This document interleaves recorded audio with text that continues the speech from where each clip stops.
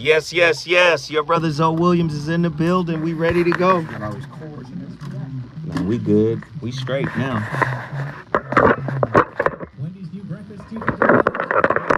What up, people? What up, what up? Zoe Williams is here. What up? So he's in the house. Not valid in a combo. Single item at regular price. Joe Williams in the house. Yeah, man, we live on YouTube right now. You can say hi, Tavis. They ain't seen you in months. Oh, they don't need to see me. Hey, y'all. So that y'all don't need Ain't to see nothing like the real thing. Yeah. All right, got his stuff out of the way. You are good to go. All right, Zoe Williams. Thank you, sir. Zoe Will.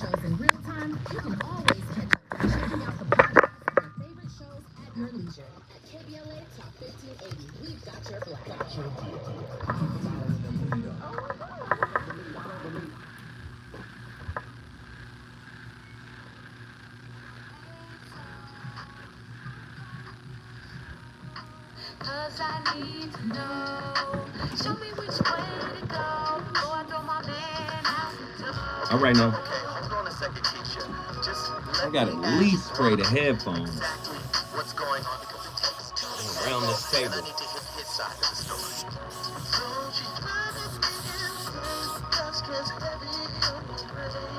She keeps playing silly games, and I'm about to pay.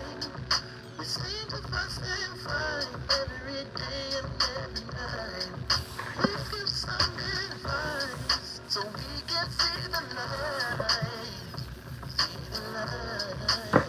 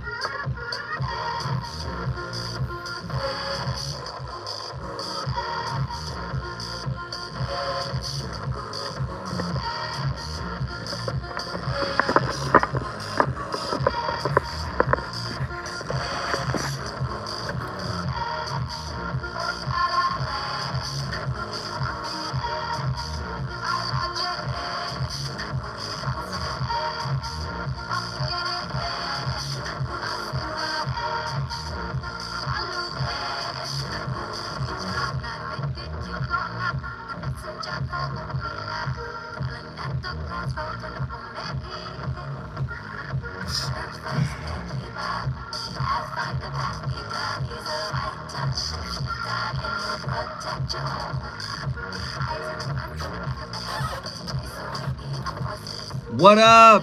Hit that like button, y'all.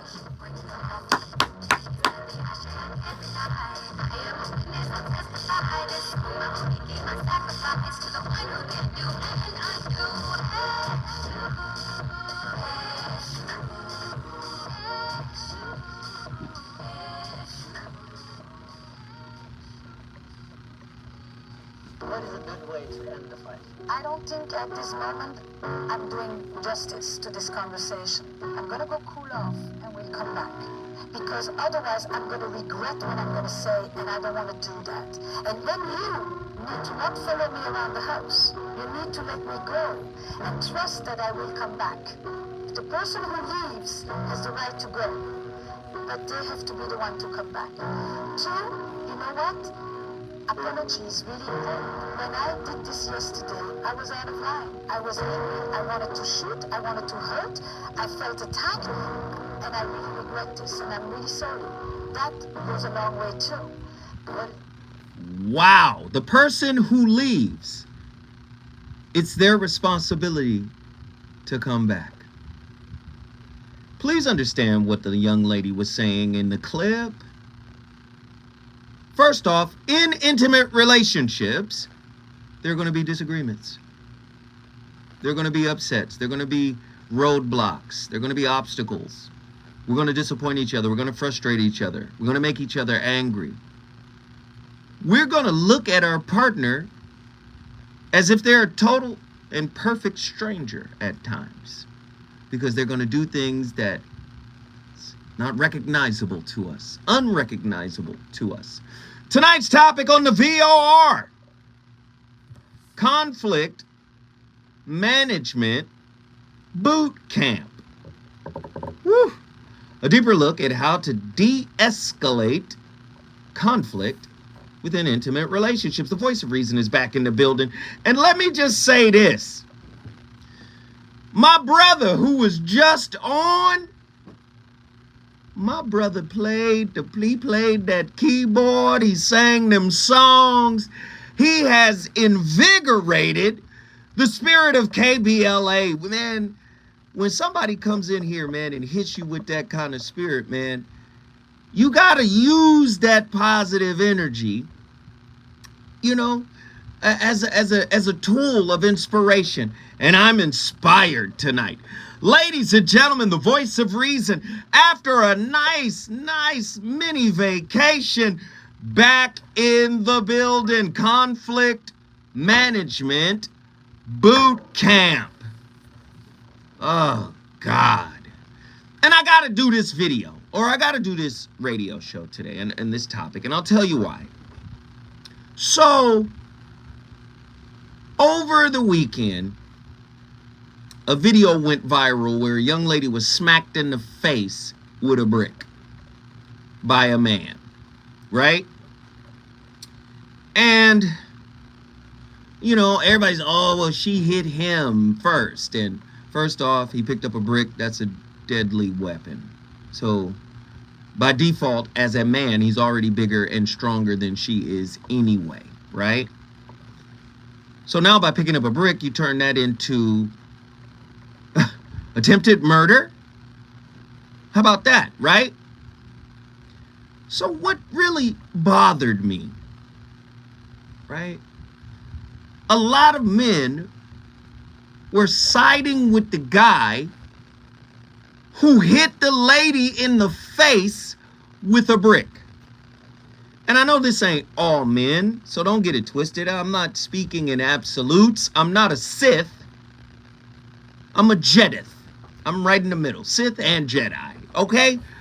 But here's the thing.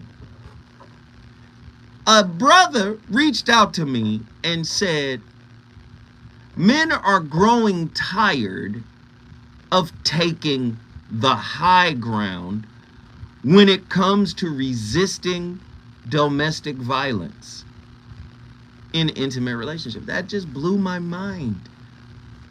Men are tired of taking the high ground? What? Like, first, yes, she's a mess. But what do you do when you see a mess on the ground? You walk around it. You avoid it. You evade it. You don't step in it and then make a mess of your shoes. You let it be a mess over there on its own.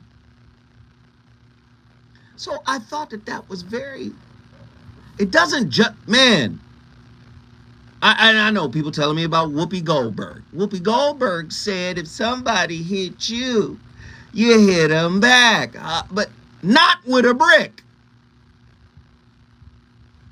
And if you can avoid hitting her back, avoid hitting her back. Just leave. Just leave.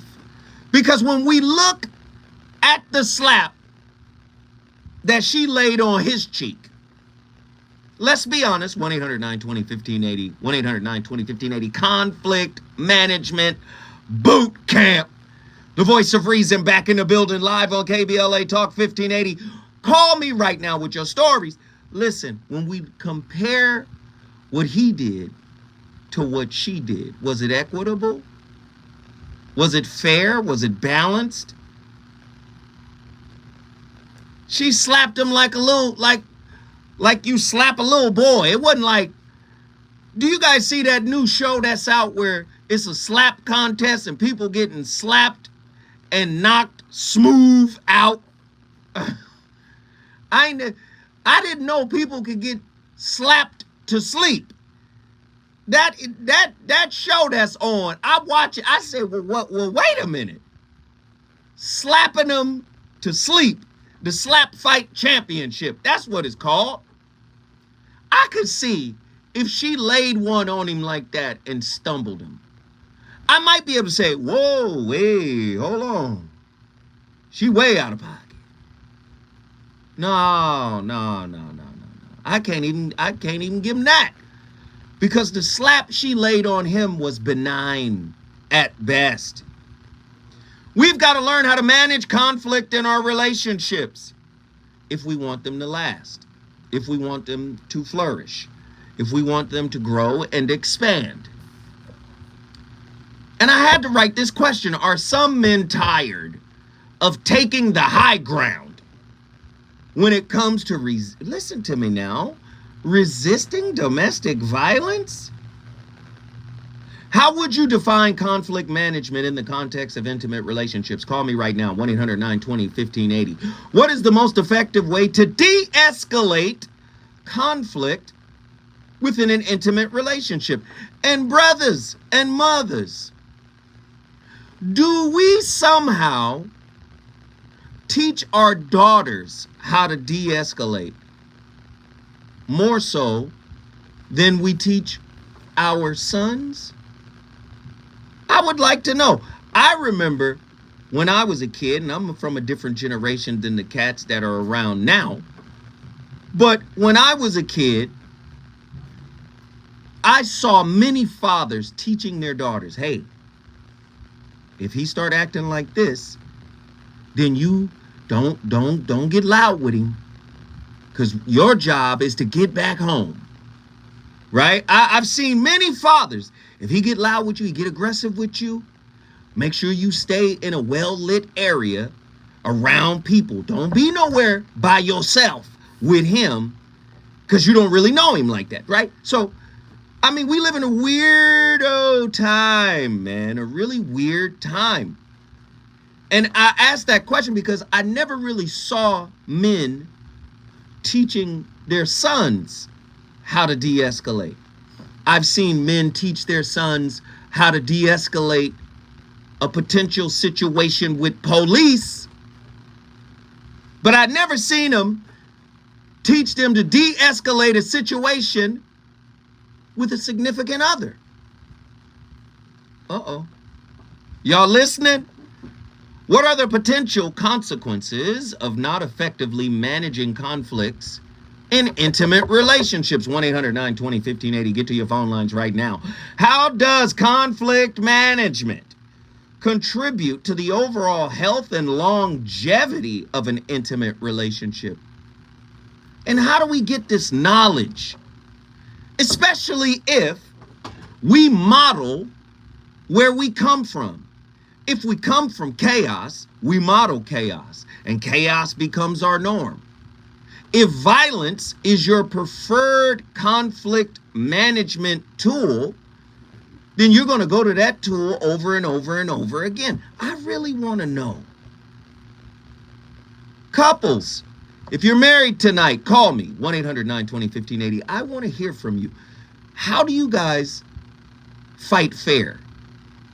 How do you guys manage disappointment?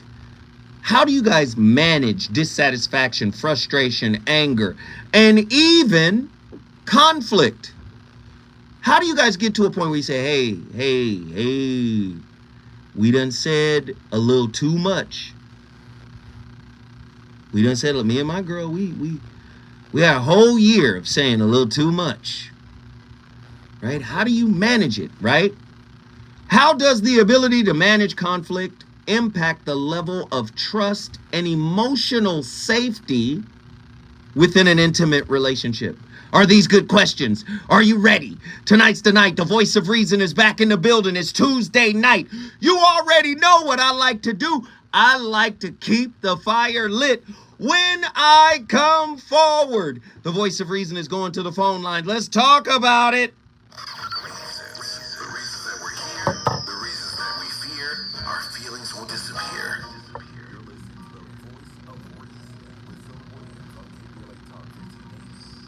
What up, y'all? What up, peoples?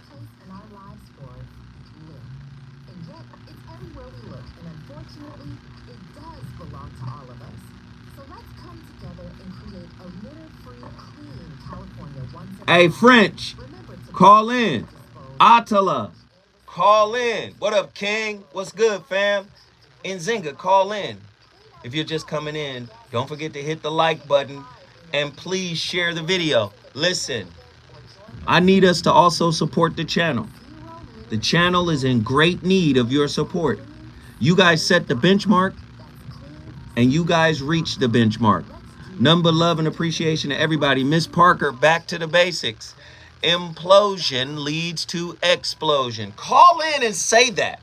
Somebody needs to be motivated by y'all words. Somebody needs to be motivated by your words. Miss Parker, call in. Somebody give Miss Parker the number. The number to dial is 1-800-920-1580, 1-800-920-1580. This false concept of equality got Clarissa Shields saying she can beat a former male champion in her weight class. Call in.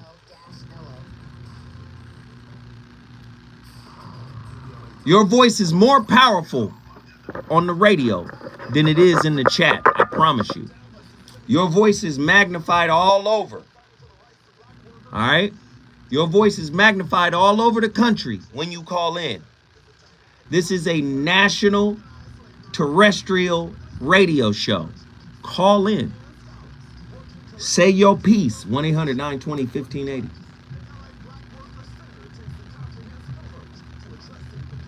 Where Andy?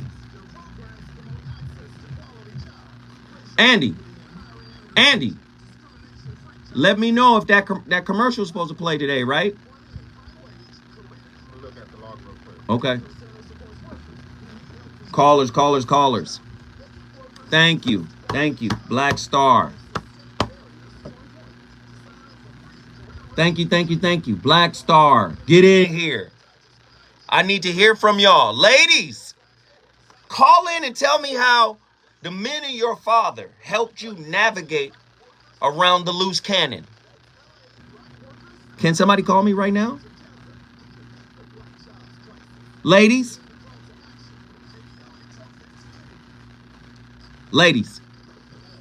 call me.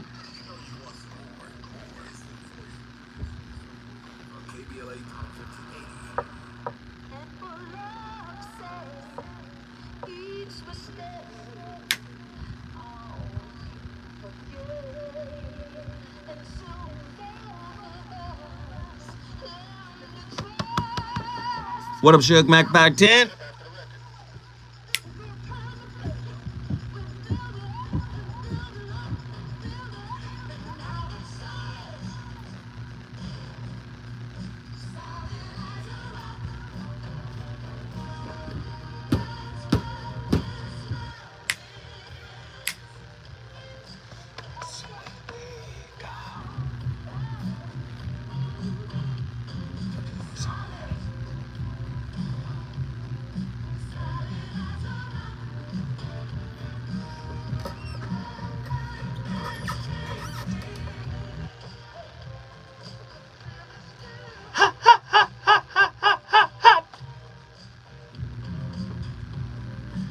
Oh, he sound like he just woke up. Oh, hey.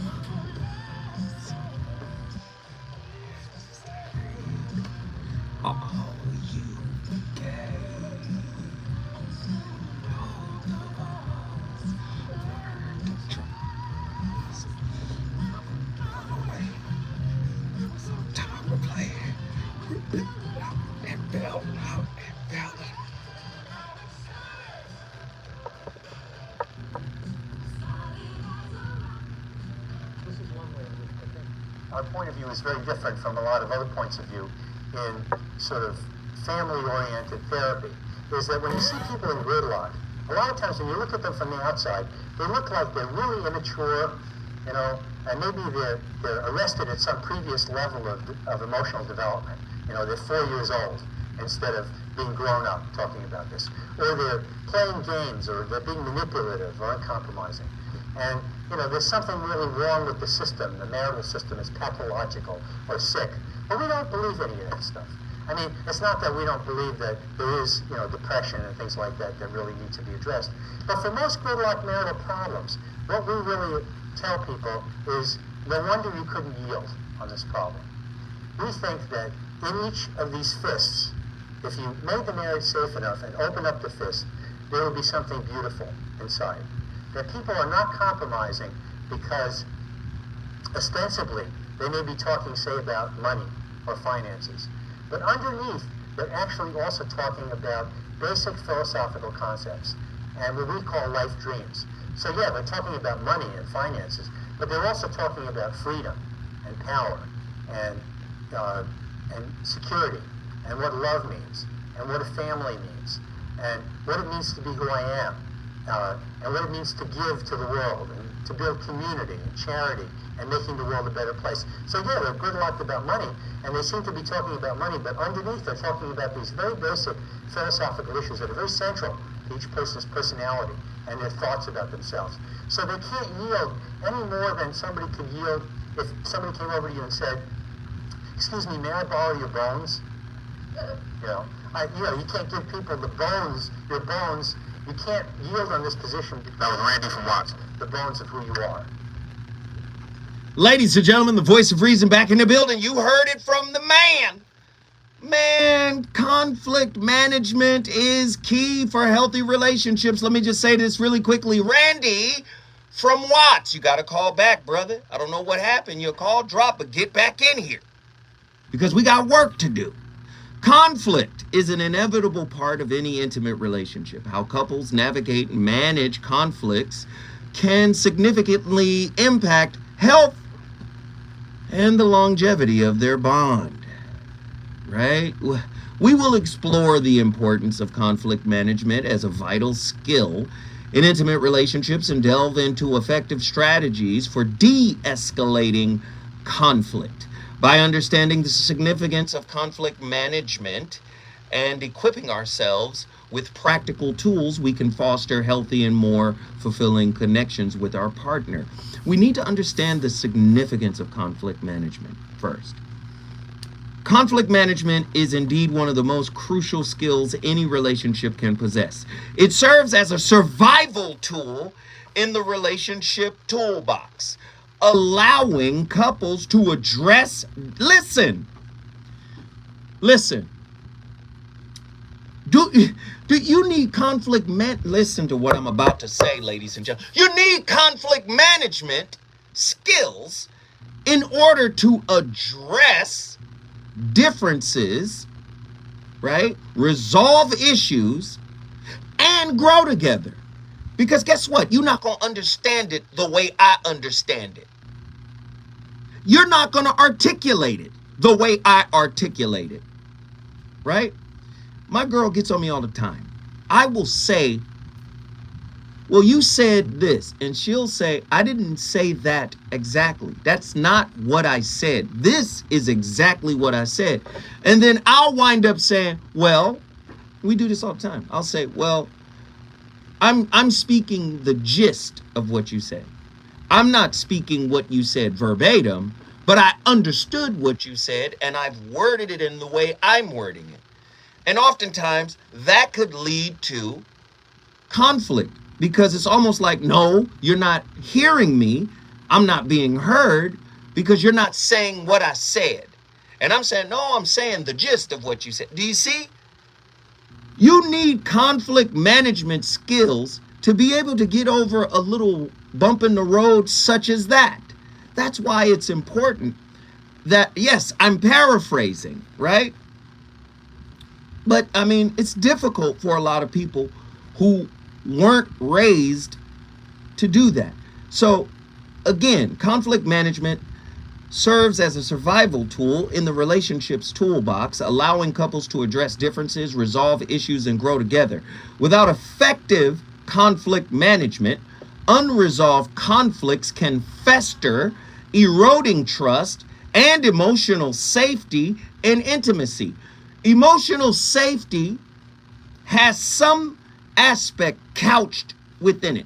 You know what this aspect is? One important aspect. You know what that is? I need to be able to talk freely, openly, without judgment. I need to be able to speak to you, especially if I'm trying to motivate you, inspire you, correct you, pull your coattails. The relationship must have emotional safety in order for real talk to happen in the... Do you understand what I'm saying? You can't have real talk without conflict management skills, because everybody gonna be walking on eggshells otherwise. So one of the keys is to cultivate de-escalation, right? How to turn down the heat. Man, I make my girl mad all the time. And you know what? She get fiery. She gets spicy with me. And sometimes I'll be like, listen, hold on. I hear you. But can you turn it down, please? Can you turn it down? I'm listening to you and I'm invested in what you're saying. But can you turn the volume down? Can you turn it down a little bit? Because I don't want the conversation to get out of control. I don't want to feel attacked. I don't want you to feel attacked. I don't want you to feel attacked. That's how I would say it. I would say, hey, turn it down a little bit. De-escalation, very powerful. The most effective way to de-escalate conflict within an intimate relationship is through open and empathetic communication. Active listening, understanding, and validating each other's perspectives are essential. By creating a safe space for dialogue, couples can express their emotions and needs without fear of judgment or retaliation. Listen, if judgment and retaliation is involved with you keeping it real, you're really keeping it wrong. You're keeping it misaligned. The relationship cannot be in alignment if there's no safe space for you to be called to the floor, for you to be held accountable by your accountability partner, right? And of course, tone and delivery matters too. When I come forward, the phone lines are lit up from all over the country. We got Watts, California, Brooklyn, New York, Dallas, Texas. We on fire tonight. I'm happy to be back. The Voice of Reason still has a lot to talk about.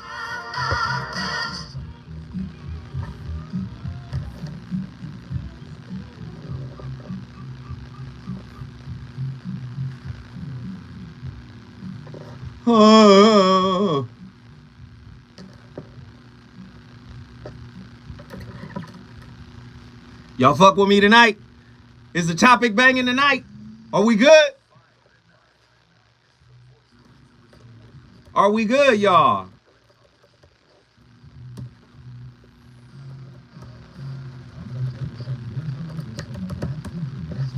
Are we good? Are we good? Are we good? Is it a good topic? Hey, Truemonger, thank you for answering the call. Face Facts, Brooklyn, New York, thank you for answering the call. Randy from Watts, thank you for answering the call. Yo. Thank you guys. Now, it's important. I need your help.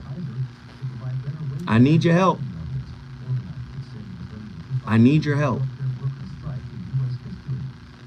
Can y'all please support this channel? Can y'all please do it? I need your help. Today is the 5th. I gotta make a nice impact before the 7th. Can you guys get in here and support this channel? Nzinga, thank you so much. That $1.99 means a lot. You just took us to $21.98 at the 31-minute mark. Nzinga, you are loved, appreciated, approved. Man, thank you. We appreciate you, Nzinga, the whole channel, the network, me, everybody. I'm about to share today now. Okay, cool. Get on the phone. 1-800-920-1580. Can I get everybody to follow Nzinga's lead? Think of it this way. Nzinga gave $2.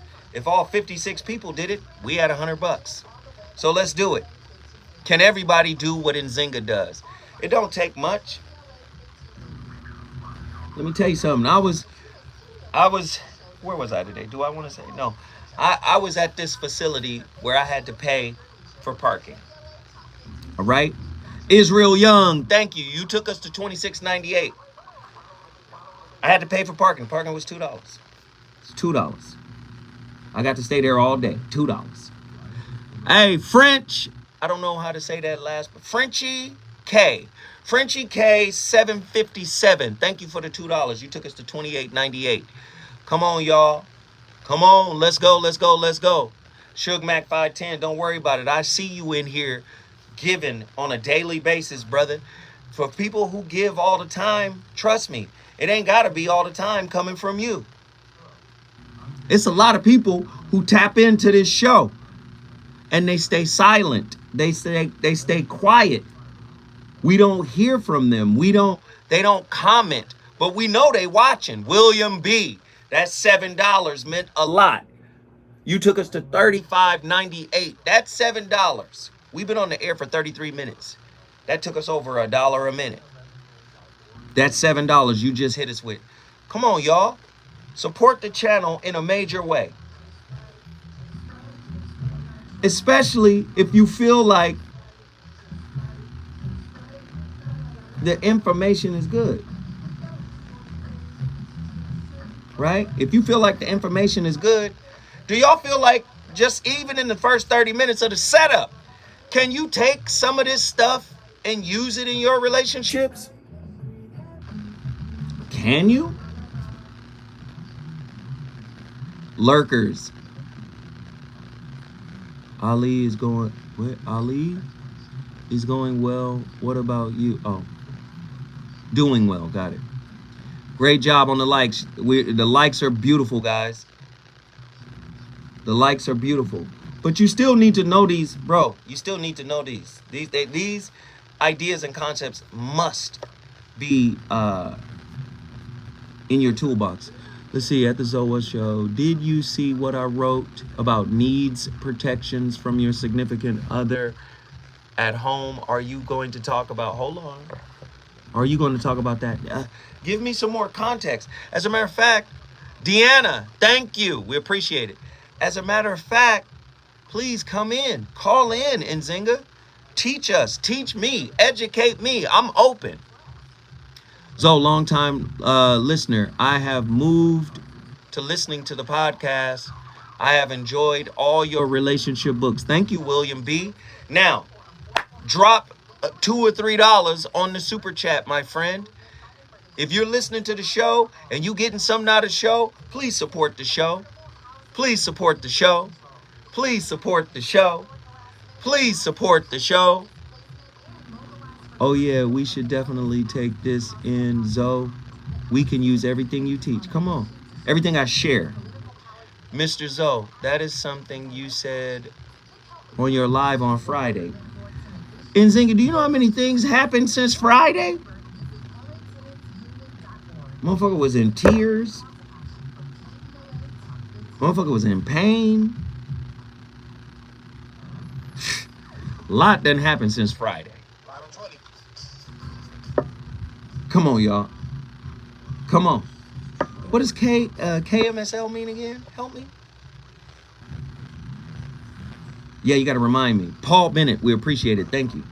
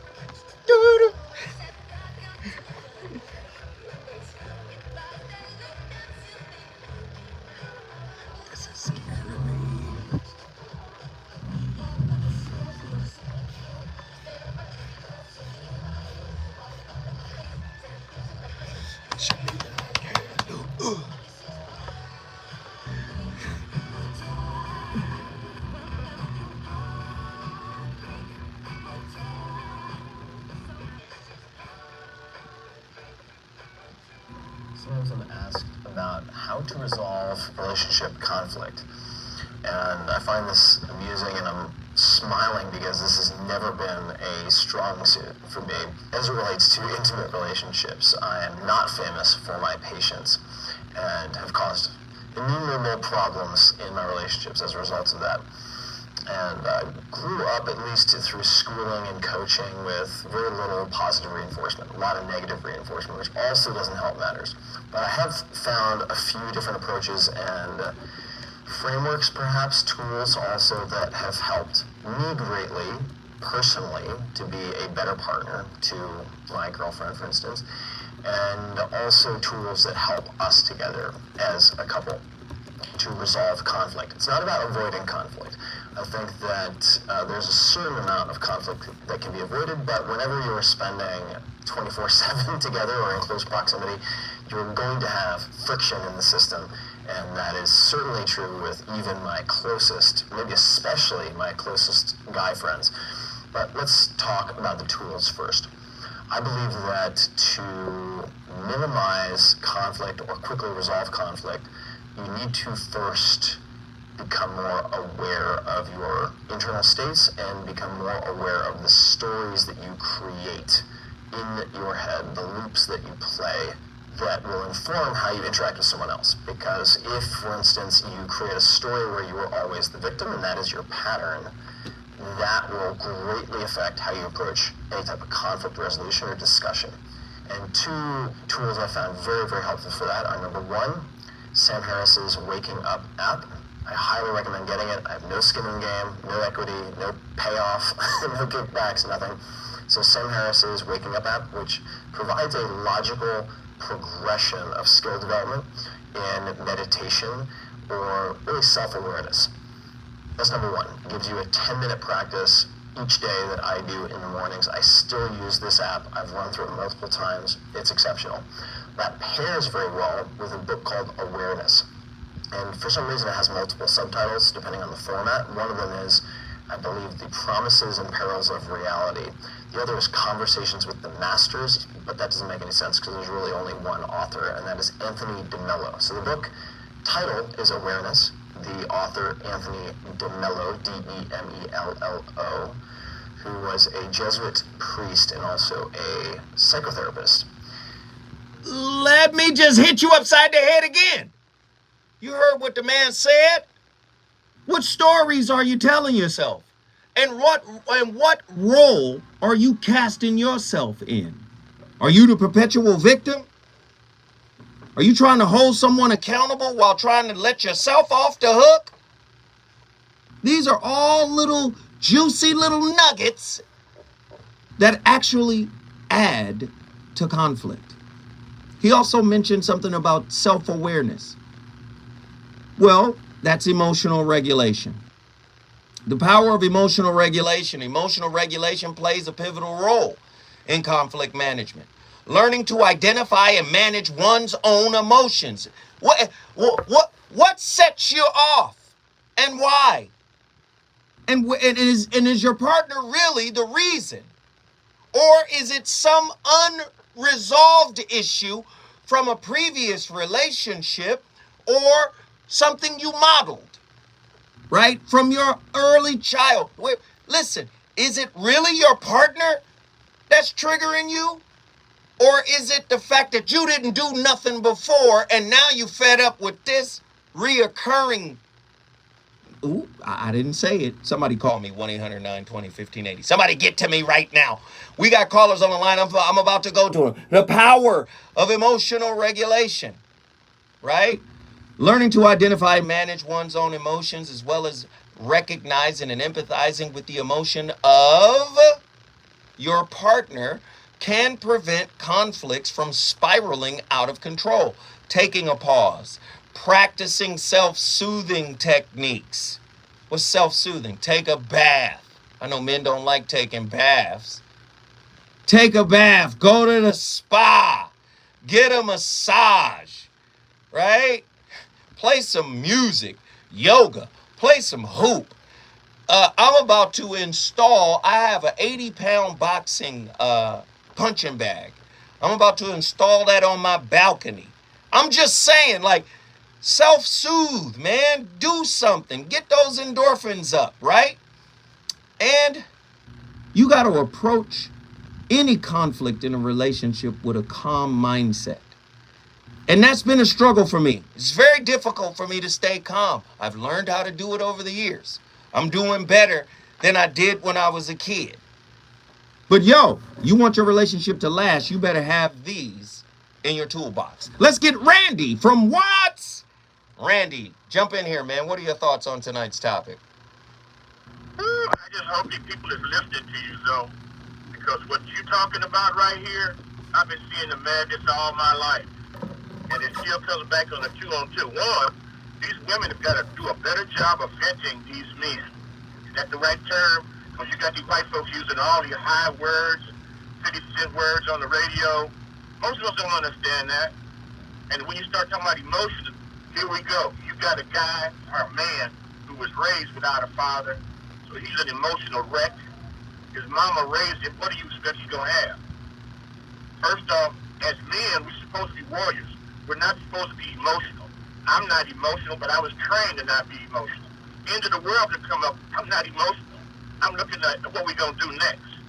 And as far as our relationships, we are never supposed to be at war with our significant other.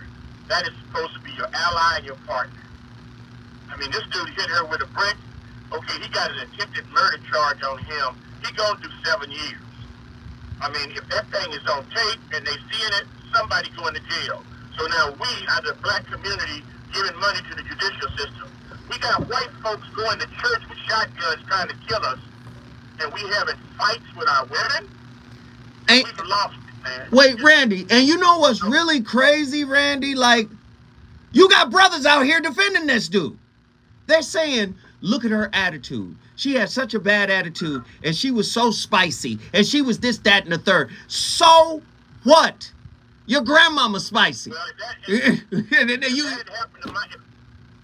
that had happened to my sister, we would dispatch that dude. Do you understand? Do you hear what I said? I heard He you. would be dispatched. Yeah.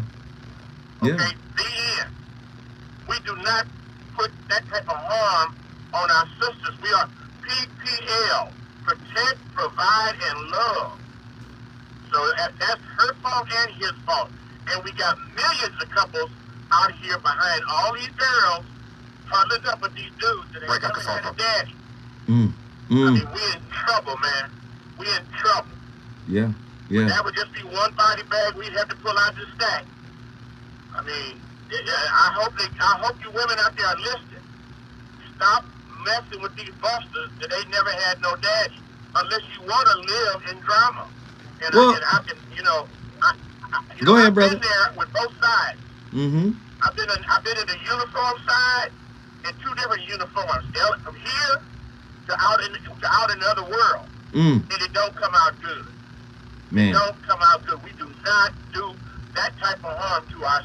When you got people going and trying to kill us, go in the dollar store and shoot 3 people for no reason. Come on. We throwing bricks on our sisters. Come on. Come on, man. Come on, man. No. Hey, Randy. We got to do a better job. Hey, let me just say, Watts up, man. Thank you so much for bringing Watts in the building. If you want to bring your city in the building, all you got to do is call me at 1-800-920-1580. Tonight's topic, we really on it tonight. This is a conflict management boot camp show. Call in and let me know how you deal with disappointment, frustration, anger, betrayal, upset, disturbances, perturbations in your relationship. You know Zoe Williams got a lot, and I mean a lot to talk about.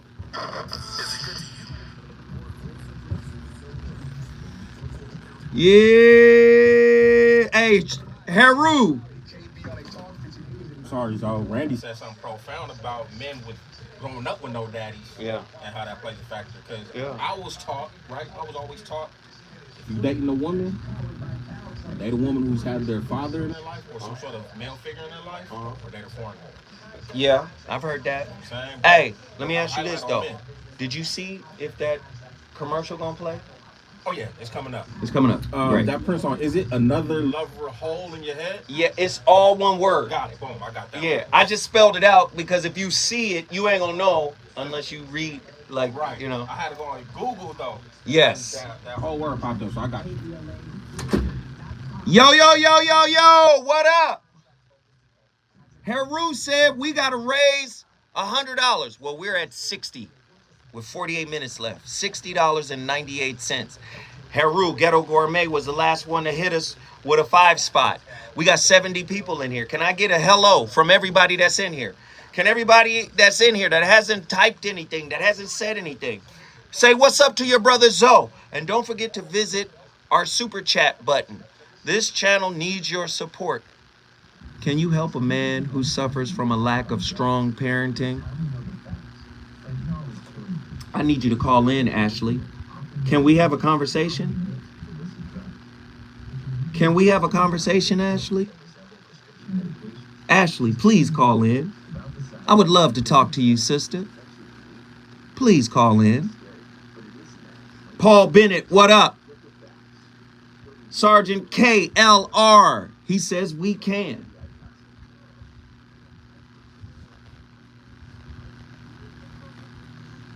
We live in a society of double standards, and I have my own, but it looks to me they fucked around and found out respectfully. They received adult discipline, and it appears, nah, here come my brother. I love my brother, though. I don't give a damn. Hey, Heru, I'm gonna tell you right now, we in a foxhole together, we gonna make it out. We gonna survive. You and me in a foxhole? Oh, we gonna live. And not only we gonna live, we gonna eat. We gonna survive. We gonna level up, bro. Cause I know you got my back. I ain't gotta agree with you all the goddamn time. You my brother. That's it. Hey, Carlton Coleman. Thank you, brother. My new commercial. And the fastest delivery for custom-made roller shade. LA Custom Blinds is the place to be. Schedule a free estimate and they will come to your house, measure your windows, and bring a variety of fabrics to choose from. And then come back and install it all for free. The best part is that their factory is located right here in downtown Los Angeles. So they make the shades really fast. All you gotta do is go to lacustomblinds.com and schedule your free in-home estimate right now. Tell them Zoe Williams sent you. They putting them in my house. Voice of Reason with Zoe Williams on KBLA Talk.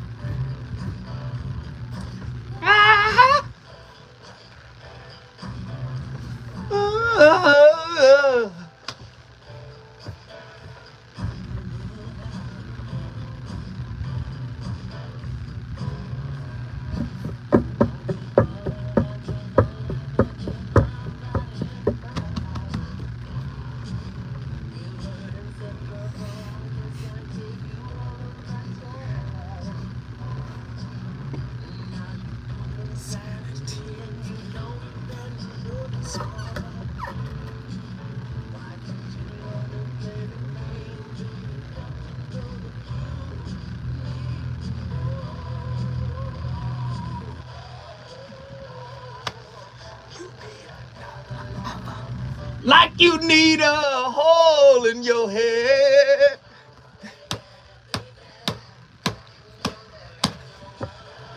That can do the duty in your bed. Ladies and gentlemen, the voice of reason is on complete fire tonight. The only way you can follow Heartbreak Hotel, it's gotta be Prince, right? The voice of reason is on fire, man. We on fire tonight, man. Tonight's topic is one of those ones, man. It's one of those ones. You gotta know. Conflict in intimate relationships is ubiquitous. It's gonna be with us from the beginning to the end. We're gonna disagree. We're gonna be upset. We're gonna be disappointed. We're gonna be frustrated. We're gonna be angered. But we should always be seeking win-win solutions. You got to always, sometimes when good times are happening, right? So sometimes when we're in the good time, we tend to forget about the bad or the potentiality of the bad popping up. Well, life is always lifing. Life gonna always happen, and life is always gonna throw you a curveball when you least expect it. So even during the good times, you should be preparing for the bad times, because life is a pendulum. It's going to swing back and forth. It's not going to stay in one position forever. Sometimes we'll spend more time in the good times. Sometimes we're going to spend a little bit more time, maybe more time than usual, in the bad time. But guess what? This too shall pass. You hear that term, that great term, this too shall pass. You hear it when you talk to people who are dealing with grief, but you never hear it when you talk to people that are dealing with peace. See, when we're in peace, we feel like it ain't gonna never pass. But guess what? We should be saying the same thing we say in grief, we should be saying it in peace, because the peace ain't gonna last that long either. And I know you don't want to hear it that way, but that is the way of life, which is why we should always be cultivating win-win solutions for our relationship. Conflict management should aim for win-win solutions. Meaning, this time I get what I want and you go without. No. No, it's I get a piece of what I want and you get a piece of what you want. Because I'd rather us share a piece of what we want than one of us go without. Do you understand? Conflict management should aim for win-win solutions. We're both partners. Where both partners' needs and desires are acknowledged and addressed. Collaborative problem solving, compromise, and finding common ground can foster a sense of partnership and strengthen the relationship's foundation. But there has to be a willingness to say, I don't mind sharing the win. Because that's what it is in a win-win situation. You shared the win. In an intimate relationship, that's what we should be doing anyway, is sharing all wins. There's no win where you just win. No, we win. A win for you is a win for me. So that's what we should start cultivating. Let's get these phone calls in here. People have been on the line for a minute. Let's get them in. Truemonger, Dallas, Texas. Get in here. Yes, sir. What are your thoughts on tonight's topic, good brother? Oh, man. In a general sense, I mean, we're all flawed, so there's going to be some level of conflict. And I think a lot of people lack emotional discipline. If you refer to it as emotional regulation. Mm-hmm. And a lot of people pass down from seeing our elders act that same way. We mimic, a lot of times you say we mimic what we model. Mm-hmm. And and people in general usually don't take time to learn other ways to resolve conflict. Honestly, I learned more about resolving conflict through controlled violence, through sport. Through competition. Yeah. I learned more about that than from my elders. And, of course, as you go through life, you have to learn different ways to deal with things because everybody's not going to act the same. Everybody's not going to respond the same to any type of conflict. So you kind of got to be flexible in certain situations, but you also got to know when to walk away from something. If possible. Because sometimes you might be in a situation where you can't walk away. But can I hit you with this thought? Yeah. If conflict in intimate relationship is inevitable and ubiquitous, then shouldn't walking away be a part of your conflict management toolbox? I'm not saying walking away from the person or walking away from the relationship. I'm saying walking away from the conflict. We should make space for it to be okay to walk away. And I don't mean just So, I'm going to table it. I mean, listen, I got to get out of here because I'm going to pop off. Your tone is wrong. I need to get out. Talk to me. yeah, because I practice that quite a bit. And my previous partner would get offended by that. Man, I got called a coward. I'm not going to continue arguing about this. Hey, true. I need to breathe. True monger. When I was in my 30s, my girl at the time wanted to argue with me. Like, she really wanted to have it out, yelling and screaming and cussing, finger all in my face, doing all of that. And I elected to walk away. She said I was a quitter and a coward for walking away. Your thoughts? Some people have a demented view of what they think love is. They think if you stay and argue and go back and forth all the time, that's showing that you love them. Like, no, the best thing for me to do, speak for myself, when I know my temper, and you trying to push me to a certain point, that's not going to work out good for either one of us. I'm going to go get some air. Hey, stay with me. True monger. You don't get to leave, brother. You don't get to leave. You got to stay with me for a second. Stay with me. Dallas, Texas is in the building cooking. The voice of reason on fire, KBLA. We having a great conversation. I want to hear from you because you know what? You've got a lot to talk about.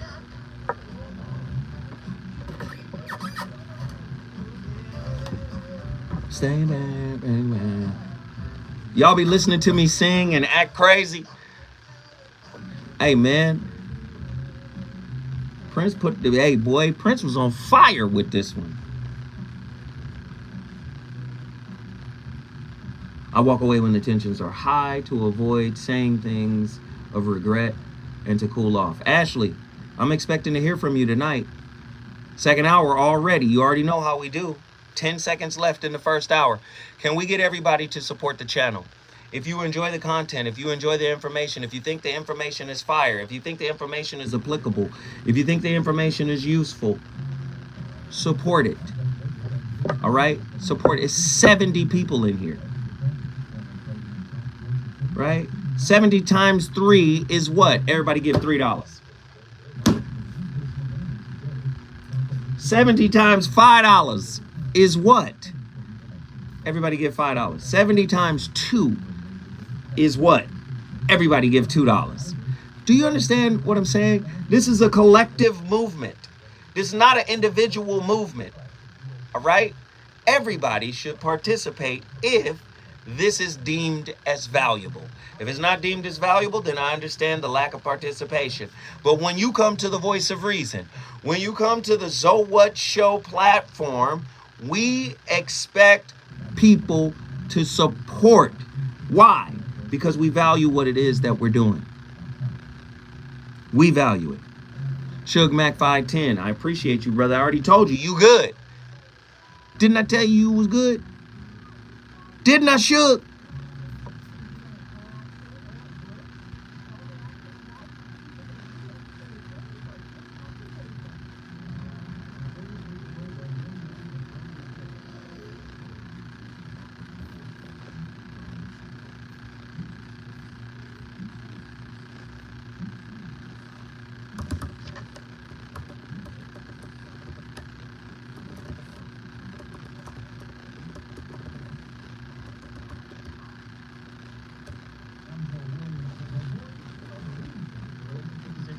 I'm the dude to call. Has your soulmate become your cellmate? Does black love still exist? What are your bedroom turnoffs? Fantasies and fetishes. Financial infidelity. I'm dating a fat person. Are they worth the wait? Trust me, this gonna be crazy. How about the heavy stuff? The child wasn't his, and you still had to pay child support. It's a very heated topic. It is, brother. Mama's baby, daddy's maybe. I just have so many questions. Ain't nobody hit the like button since, or ain't nobody hit the super chat since I asked. Come on now. Come on. Betrayal has been committed. Hit you with a bad touch routine. How does he maintain his humosity? I still want to pinch my lips. Why can't you open up, brother? I'm a karate man. Karate man bruises on the inside. They don't show their weaknesses. Yeah. How do you rate women so well? So William, reason and accountability. The voice of reason. When you have a conflict with your partner, don't get stuck on the surface level topic. Who said what? Who did what? Instead, think about what was getting tapped into for you under the surface. These can be traumas from your upbringing. It can be resentments from your relationship. It can be core needs. That information that's going on for you under the surface is what's most important to talk about. Leave a comment with your questions. What's underneath? You hear people, you know how we make molehills into mountains? It's because whatever is underneath wants to come to the surface. Carl Jung said it. He says everything is in that shadow self, in that subconscious space. And he says what happens is it will cause conflict because it wants to come to the consciousness. It wants to come to the light of consciousness out of the darkness of subconscious. And it wants to reconcile itself through conflict. That is the purpose of conflict, for transmutation or reconciliation from darkness into light. That is the purpose of conflict. Conflict is not designed for you to catch a case. That's what skills are for. Relationship tools are for. Brothers out here hitting sisters in the face with bricks. Who raised you, man? Show me a picture of your father. 1-800-920-1580. The phone lines are lit right now. Let's get back to the phones. We got my brother Truemonger on the line. Truemonger, get in here. Talk to me. Yes, sir. Finish your thought, man. Wrap it up for us. Man, I'll tell you like this. If I was ever with someone who was really trying to go there and push it to the physical point, and not in a good way, I might be one foot out the door at that point anyway. Mm-hmm. Because if they're doing that, more than likely they'll dial 911 too. Mm. And that's something I can't tolerate. Because we already know what's involved with that. That's already an adversary we deal with on a daily basis. Mm-hmm. If my partner is calling them, other than for an emergency, Mm-hmm. I'm out. Mm. That tells me right there, you call it daddy, because we can't resolve our own conflict in a decent manner. Go ahead, True.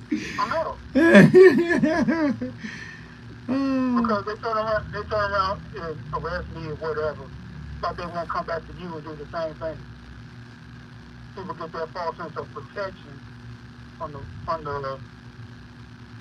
police or whatever, but they won't do the same harm to you once I'm gone. Mm-hmm. So, like I said, we all gotta do better as far as conflict resolution. And if you can help it, let the hands and the bonds be the last resort in any kind of relationship. You should never raise your hand to a sister. And I come on, I'm not perfect. I'm flawed too. You should never raise. This is the understanding that I have right now. A man that is my age with my experience. You should never raise your hand to a sister in disdain or disgust. Let me just say this. You should never do it out of frustration, out of anger, out of disappointment, whatever it may be. You should never raise your hand to a sister if you want to white supremacy. If you want to white men. If you cower to white men who tell you what to do and how to hop through hoops, you ain't got no business raising your hand at your woman. None. There's only two reasons, in my opinion, for it's really tied into one. If that threat is in your life, they come at you with a weapon or a gun or whatever, and you got to defend yourself. Hey, to me, gender's out the window when that kind of situation takes place. It's heavy. Gender's out the door. But outside of that, if you raise your hand first, or feel like the woman is beneath you and you gotta put your hands on them to prove a point, that's sucker mess to me. Absolutely. Hey, brother, I appreciate the call. Thank you for bringing Dallas, Texas in the building. If you want to bring your city in the building, all you got to do is call us at 1-800-920-1580. The Voice of Reason is on fire tonight. I'm broadcasting live from Leimert Park, a.k.a. Africa Town. You already know what the call letters are. The best in the West, KBLA. You know what it is, 1580 a.m. We're on fire tonight. Let's get some callers in here. Let's go. Face Facts, Brooklyn, New York. What's going on, bro? Can you hear me? Yes, sir, man. What are your thoughts? Well, the fact that I got to preface this is part of the problem, but it's also part of the solution. I am in no way defending what that man did to that woman. But we have to be honest, and we have to tell the truth. We can't take what he did and drape it across all men, because the fact of him doing what he did is a gross exception. Most men are not out here doing this to women. Even when women are the outward aggressors. There was obviously something wrong with him. But the problem in itself lies in that women are so comfortable being the aggressors towards men that they don't even recognize when they're dealing with a man that's not rapture type. Because someone in the right state of mind is not going to hit a woman over the head with a brick, or anyone for that matter. Hey, I hear you, bro. I hear you. But that's attempted murder. Did he go too far? Absolutely. Right? I don't think anybody of sane mind, sound judgment would disagree. Okay then. And I'm not saying that he didn't go too far. So this is what I want you to do. I want you guys to stay on topic, because we're talking about conflict in relationship. Right? That situation with that man and the woman where he slaps her in the face with a brick, that's an extreme case of violence just out in the street randomly. But we're talking about conflict in relationships. And let's not act like men don't hurt women via domestic violence. So I just want hold on. I just want to be clear so you understand where I'm going with the conversation, because the conversation is about, do you know how to regulate your emotions? Do you know how to create win-win situations in a conflictual situation in your intimate relationship? Do you know how to collaborate collectively? See, I'm talking about the tools that are necessary for any intimate relationship that will encounter conflict. This is not me creating a blanket license saying, oh, don't put that on all men. No, this is me saying, guess what? Violence in intimate relationships is ubiquitous. What does that mean, ubiquitous? It means with human beings, we see violence in children. We see violence, let me say it again, babies, toddlers. We see violence in adolescents. We see violence in young adults. We see violence in the elderly. Elderly be fighting each other. So violence and conflict is the issue. Now, it manifests itself a certain kind of way in intimate relationships. This show is a boot camp for learning how to de-escalate. You got me? Yeah, I got you. All right, rock with me then. Let's go. Right. But with that said, right, who's the expectation on the expectation to de-escalate often resides with men. So let me stop you one more time, because I hear where you're going, and I've heard this before. You know where I heard this? And it's no disrespect to you, brother. I'm speaking to you like you my nephew. I'm sure I'm a few years older than you. I'm talking to you like you my nephew, dog, because I love you and I appreciate you. But what you're about to set up, do you know I had to clown my son when he was a kid? Because he was arguing with me saying, I wish I wasn't born first. I wish I wasn't the big brother. I said, ain't nothing you can do about it, sir. You the big brother. This is the responsibility of being the big brother. And guess what? I'm saying this is the responsibility of being a man, bro.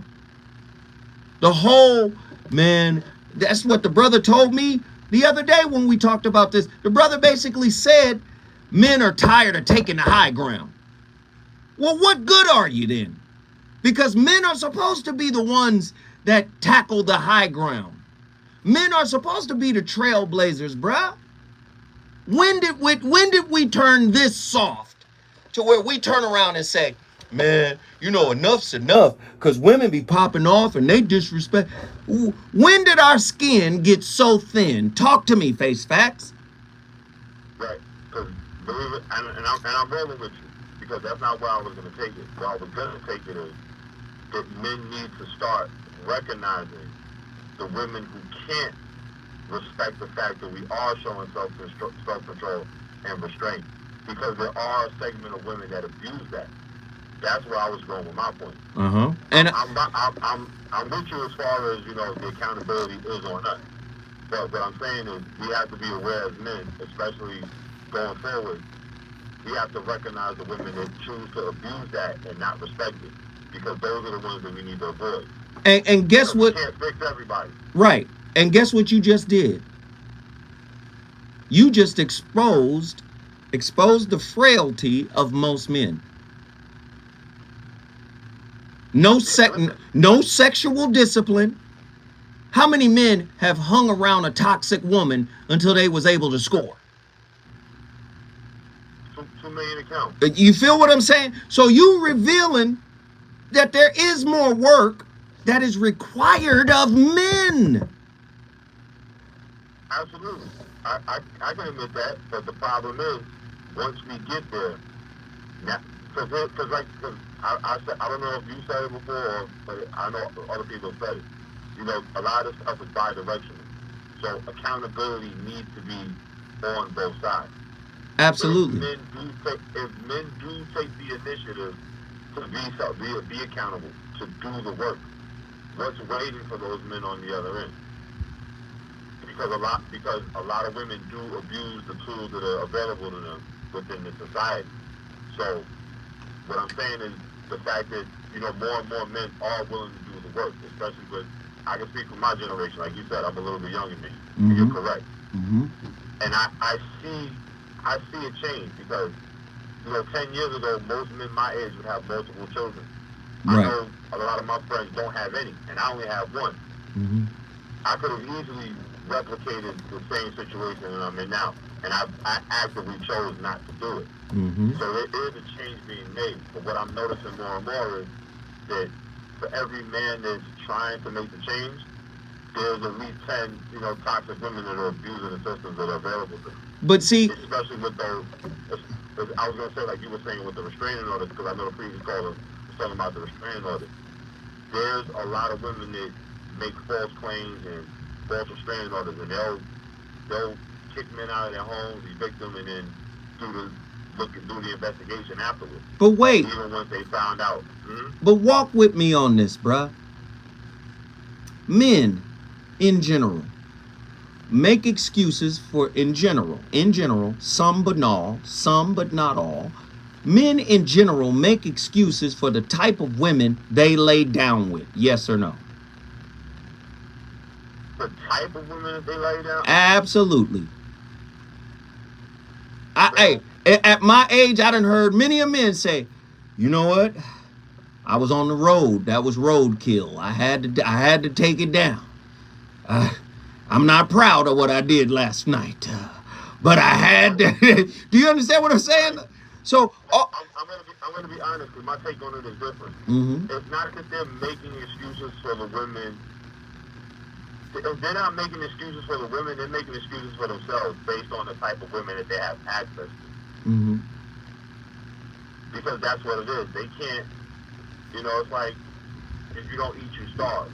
So a lot of men they want to justify the behavior of the women they have access to, because they cut those women off and they don't have any access. But do you hear what you're saying? You're describing thirst, desperation. Well, this is the best I can do, so I got to tolerate whatever come with it. You're describing desperation. And many brothers are like this because of the cookie. Can we be honest? Can we keep it real? I'm an advocate for men not being like that, and I'm personally disgusted by that type of behavior.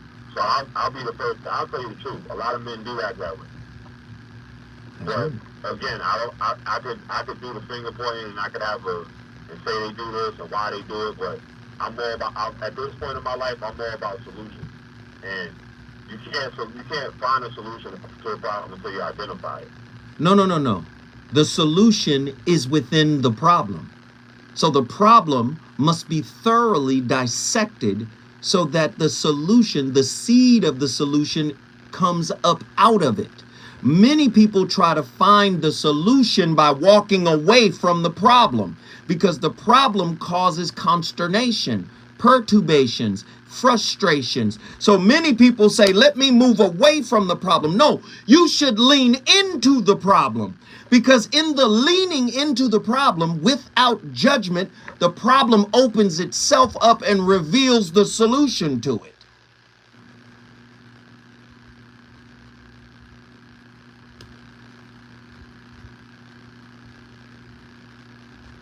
You don't. Oh no, listen, I'm waiting on you, bro. I was listen, you dropping some knowledge. I'm making sure you finish first. Yeah. I'm gonna throw it back to you. We ping pong right now. Hey, face facts. Do me a solid. Stay with me. I gotta come forward. But when I come full circle, I'm gonna be talking to my brother from Brooklyn. I love this young nephew. He on fire tonight, and so am I.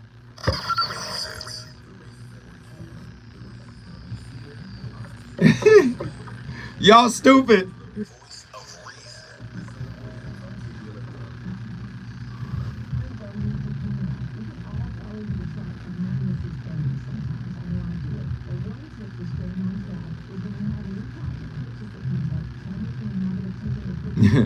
And behind in a cell. Wow.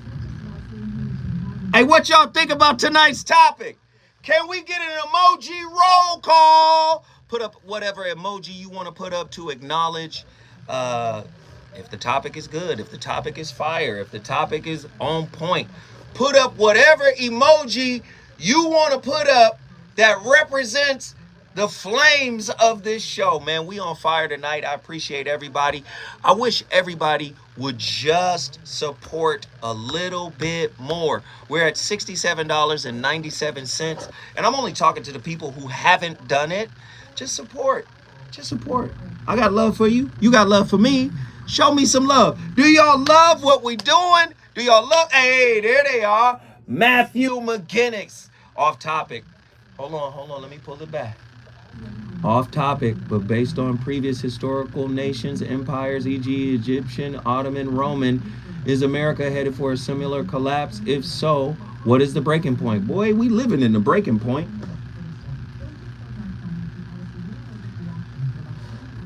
Somebody thought that evil was undefeated like love.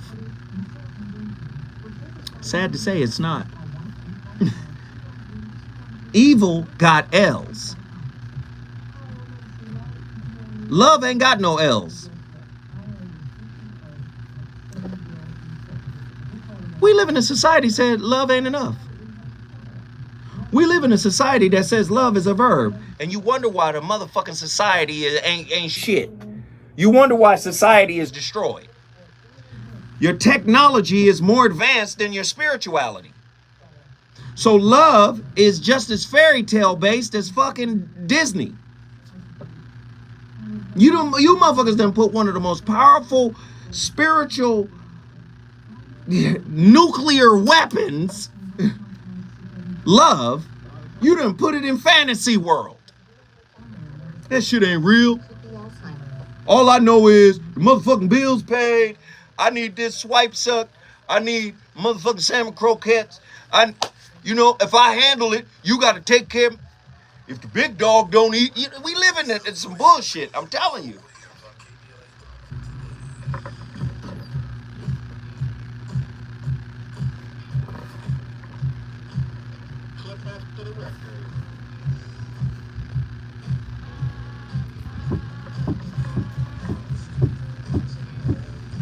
go by watching you.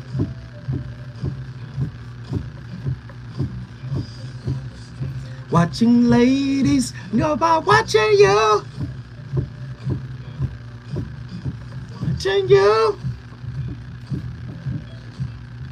Watching you.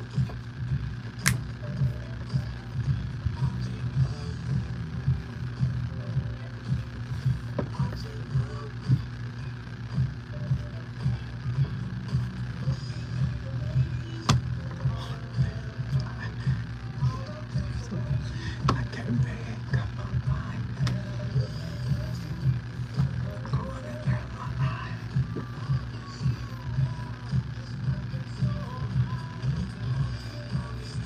Watching ladies go by watching you.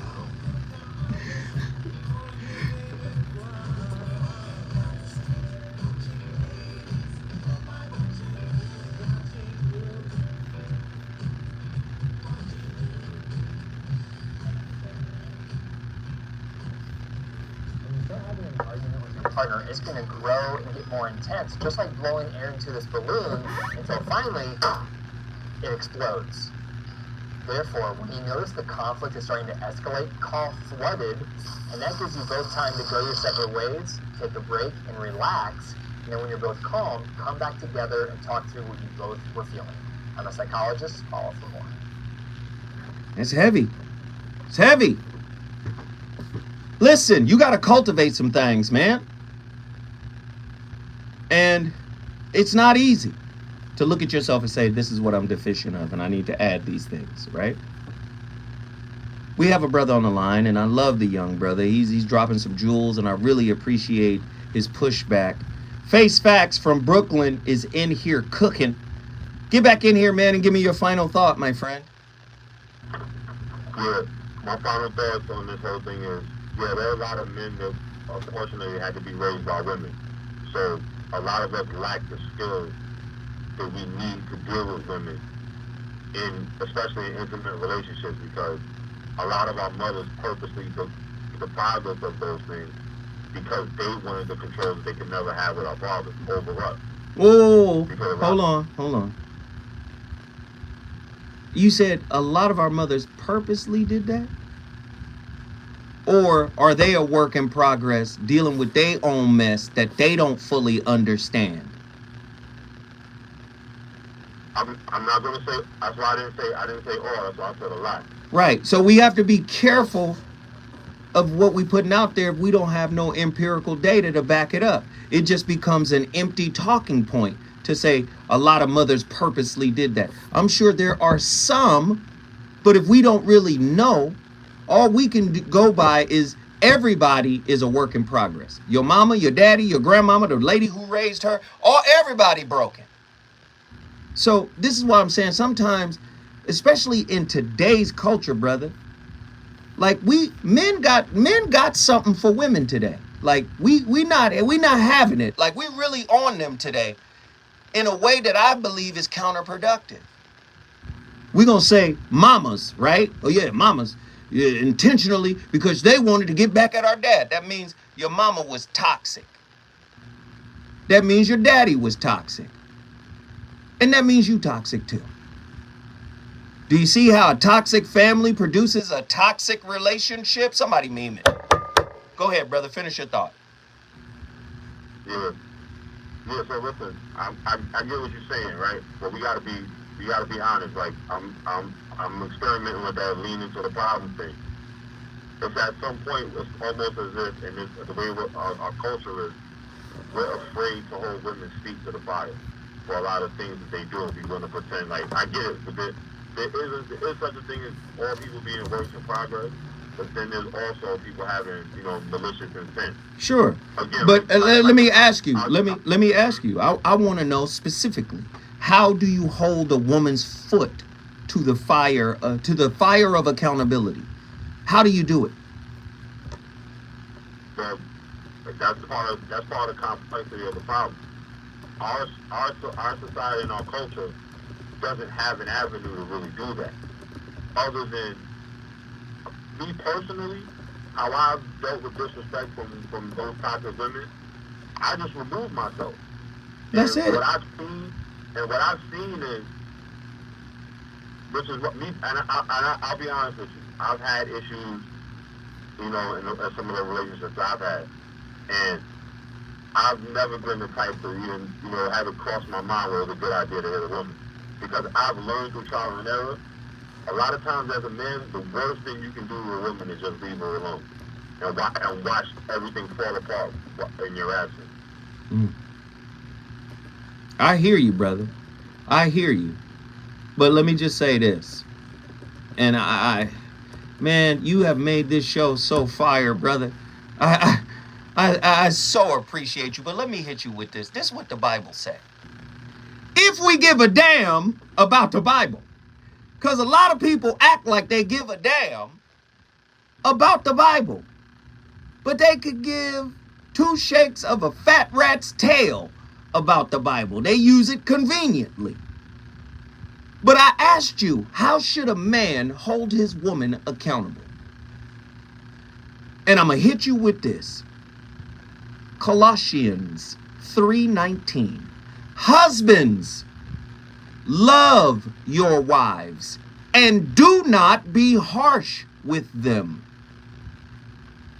Do you understand that? The Bible keeps it pretty simple. Love one another and be kind. Marriage was not necessarily meant to be difficult. It is the love we share for each other that makes the hard times easier to deal with, brother. But because many of us come out of situations that are not loving, we ain't got love to give. Love is a fantasy. It's not real. Do you understand what I'm saying, brother? Yeah, I got you. Hey, man, let me just say this, man. Call in anytime. You got a seat at the table, man. Brooklyn, New York. Stand up. Stand up, Brooklyn. We want more from New York. We appreciate the call. If you want to bring your city in the building, all you got to do is call us at 1-800-920-1580. Call us. We got topics. We want to talk to y'all. When we come forward, more from the VOR.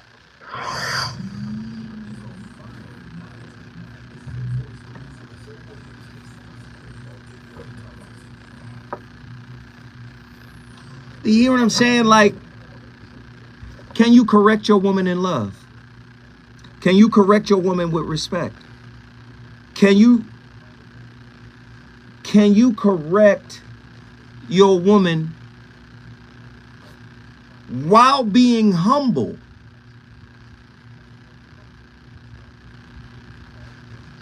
For many men, seeing a woman fuck up, that's when they say in their mind, I got leverage. Yep, I got leverage now. Bitch, you better do what I tell you to do. If you gonna stay here, this how this gonna go. Men be waiting for women to make mistakes, right? And trying to correct a woman. First off, you cannot correct an unwilling ear.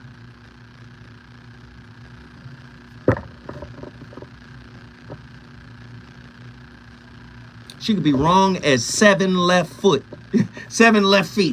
right? She could be wrong as hell. But if she don't want to hear what you got to say, she won't listen. Won't make any sense. Won't even matter to her. She'll be like, whatever, nigga. I don't give a fuck.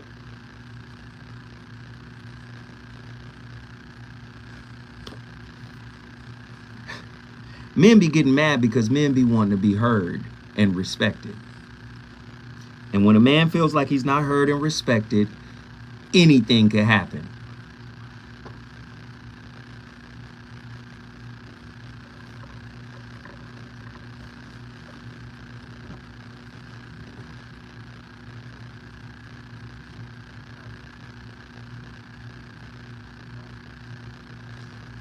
I don't know. What do y'all think about tonight's topic? I know sometimes I'll be riling the brothers up.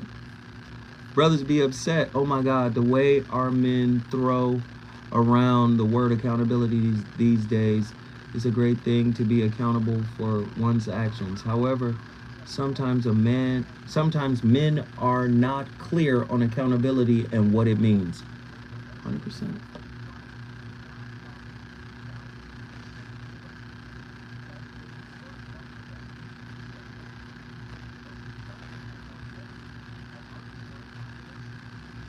No. I'm not saying we don't correct each other. I'm saying how you choose to correct.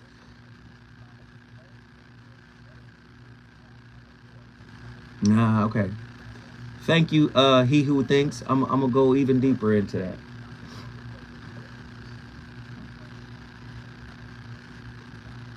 See? Facts, Zoe. My husband chomps at the bit for me to make a mistake that he can call me on. It can be as simple as pronouncing a word incorrectly. Yeah.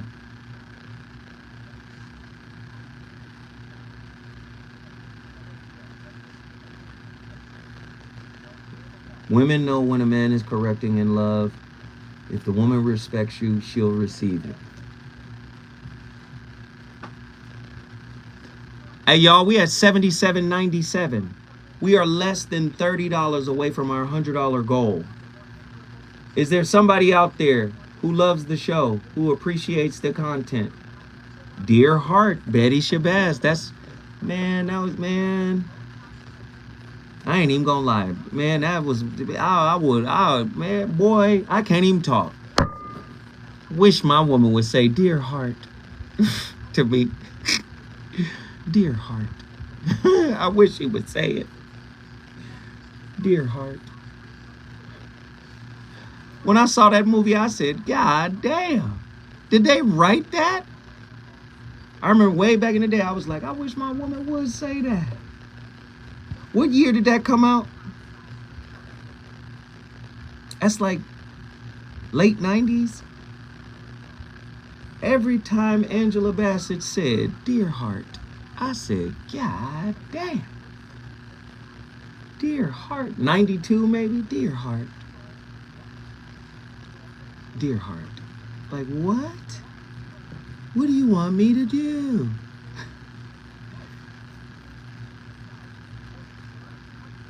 '92.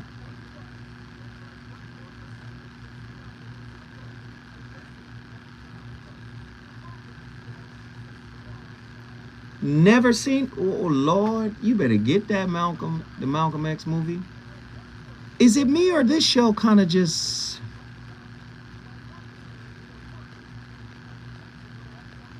Y'all do know, like, we got like 2 or 3 more segments and then this motherfucker over.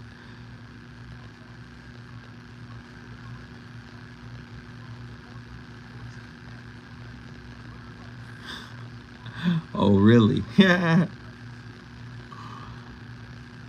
Never saw Malcolm X. That's shameful. Yeah.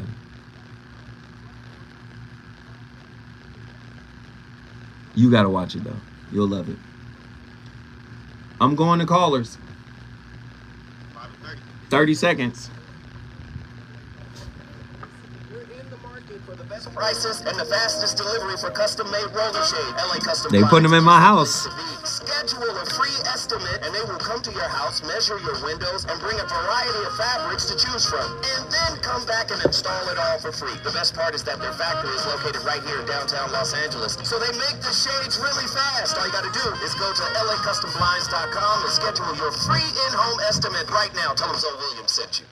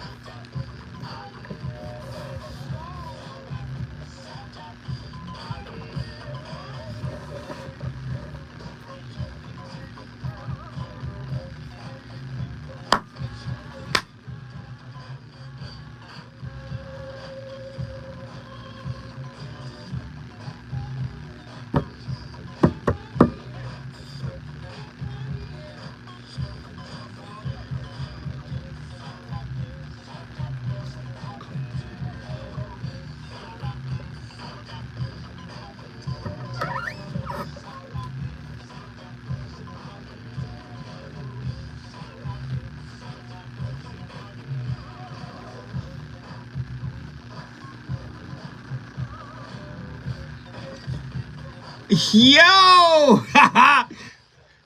is so rough and so tough in a lot of these relationships we find ourselves in. Listen, you want to add some tools to your relationship? Then learn how to create healthy boundaries. The role of boundaries and respect.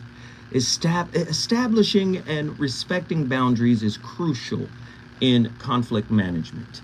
Each partner should feel safe expressing their thoughts and emotions without fear of crossing personal boundaries. Respecting each other's boundaries fosters a sense of autonomy. In other words, I get to be myself. I get to be my true self while I'm with my true love. If I can't be my true self when I'm with my true love, then that means that that's not my true love, or I'm not being true to me. And if you can't be true to you, who did you magnetize to you? So you have to be very mindful of that. You want to create healthy boundaries? You can't create healthy boundaries from an unhealed heart. You got to heal that heart. So that boundary is now a soundry. It is sound. It's not born out of fear, out of pain, out of loss, out of anxiety. Do you understand what I'm saying? The importance of forgiveness and healing. A lot of people think forgiveness is saying, I'm good, I'm over it. We cool, we all right. Nah, forgiveness is really releasing your significant other from any retribution. Now, you are doing that, but it ain't really for your partner, it's for you. You're releasing them from retribution so that your spirit, your heart, your mind, your emotions are clean, are clear. But many of us have been raised in a tit for tat, I'm gonna get mine's back kind of culture, kind of society. So it bothers us, it gnaws at us because we let them off the hook. And that's why typically for many people, forgiveness is conditional, right? Forgiveness is really about you. Conflict management involves the ability to forgive and heal. Letting go of the past or past hurts and resentments, which lead to resistance, allows couples to move forward and rebuild in trust. Cultivating forgiveness and practicing empathy can create a space for healing and growth within the relationship. I think it's important that we start to practice a lot of this stuff. As I was talking to the young brother, Face Facts from Brooklyn, New York, Krishnamurti said it great. He said it the best in my opinion. He says, the problem is the important thing. Listen, the problem is the important thing and not the answer.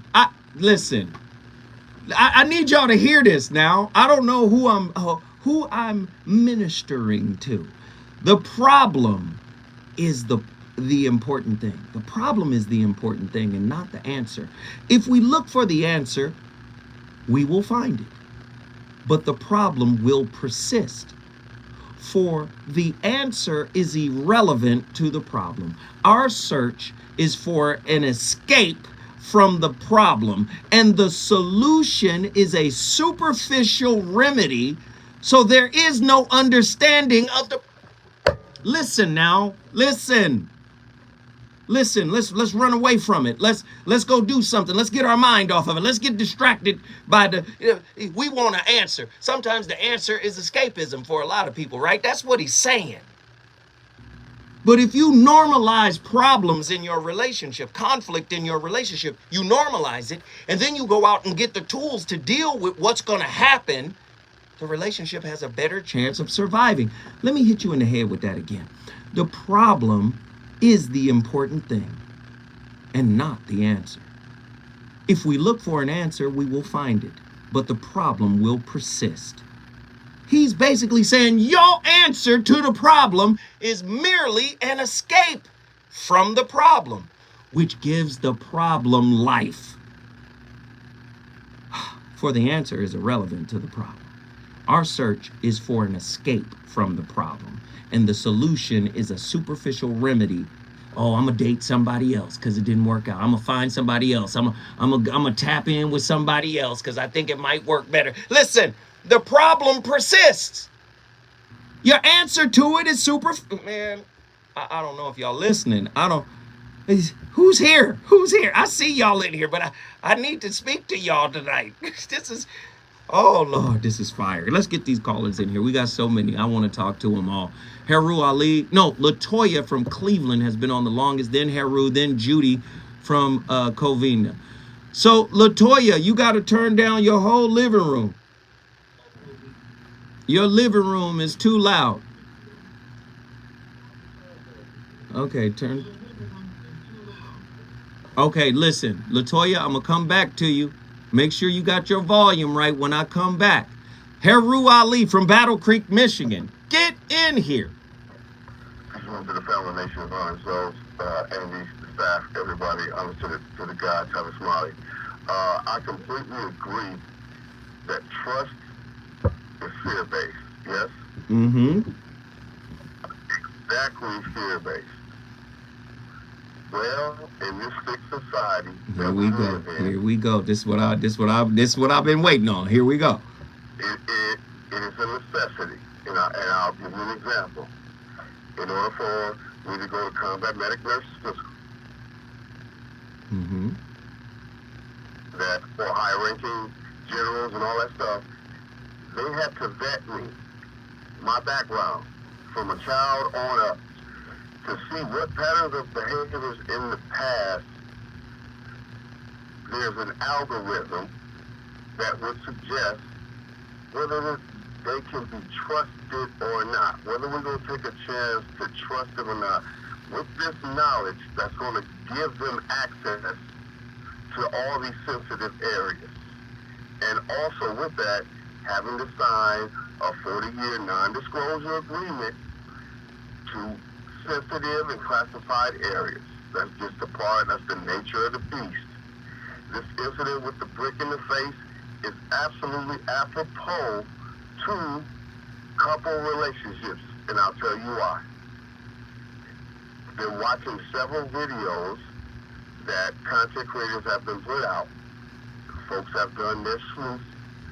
They found videos of past behaviors that's been posted on social media to include the incident of that night.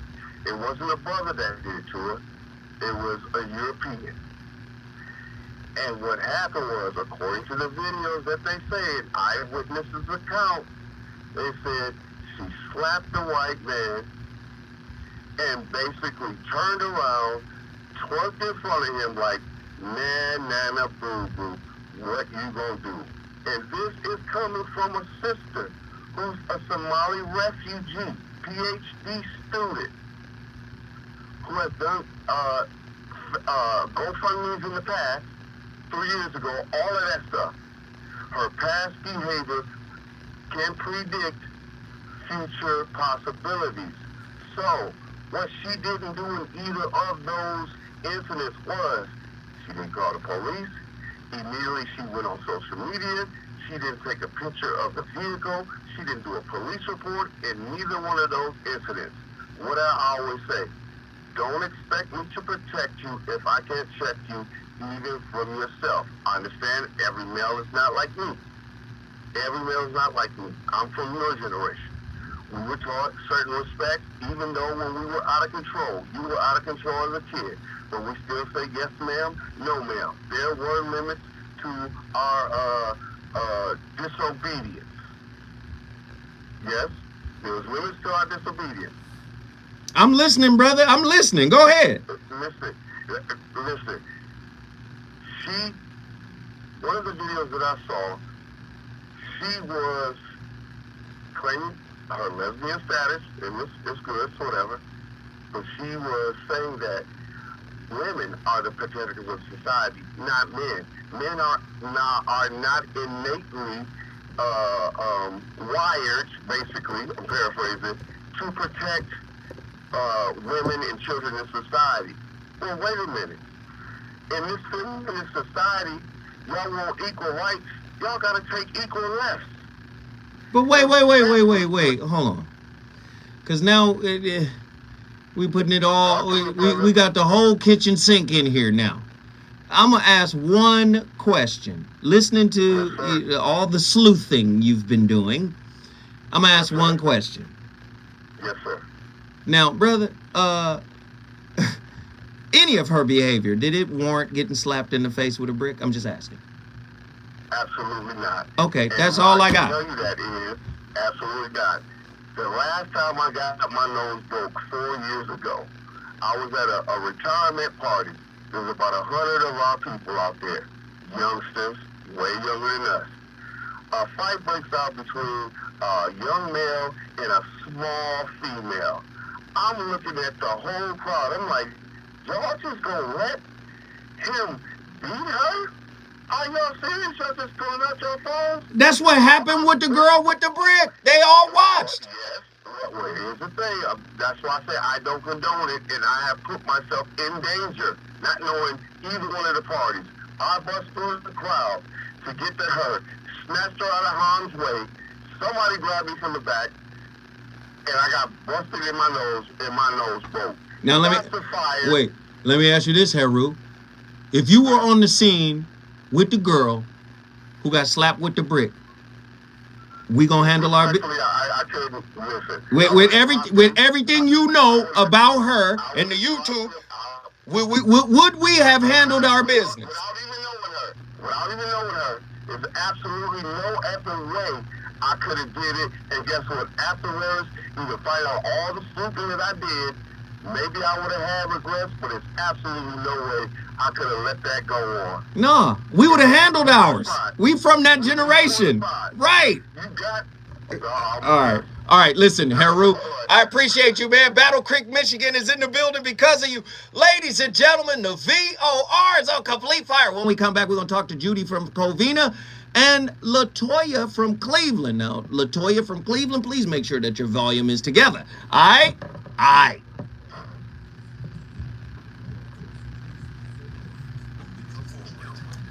Man, I'm from a generation, man. If somebody did...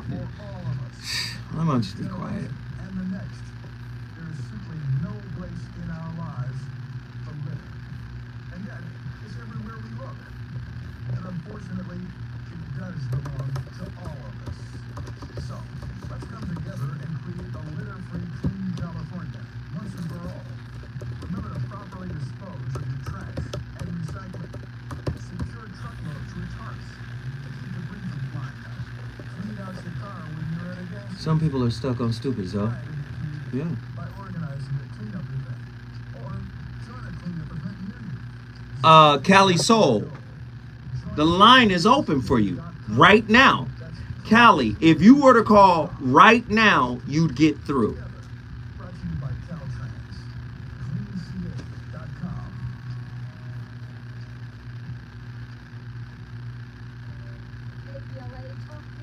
Boom.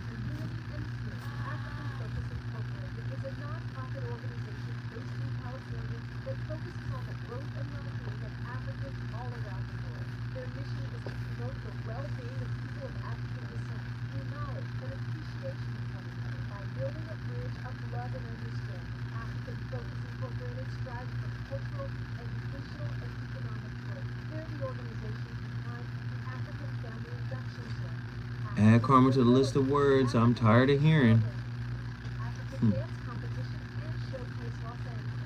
Nah, man, like a lot of... Let's be honest, though, guys. There's a lot of weak dudes out here, man. Like, a lot of weak dudes. A lot of dudes be happy that women be getting fucked up. They be like, yeah, I was raised by a fucked up woman. It's good to see women get fucked up. Like, what? Like, a lot of dudes are literally be reveling in the fact that women are out here struggling. That shit crazy to me. Where's the human part of you that says, I don't want to see no human fucked up like that? The shit is really getting kind of crazy. Like, niggas be having, like, low-key bachelor parties after they find out that a woman got beat up or some shit. The shit is weird. We didn't say defend what she did. We didn't say that. Nzinga, thank you. Well, Nzinga took us to 79.96.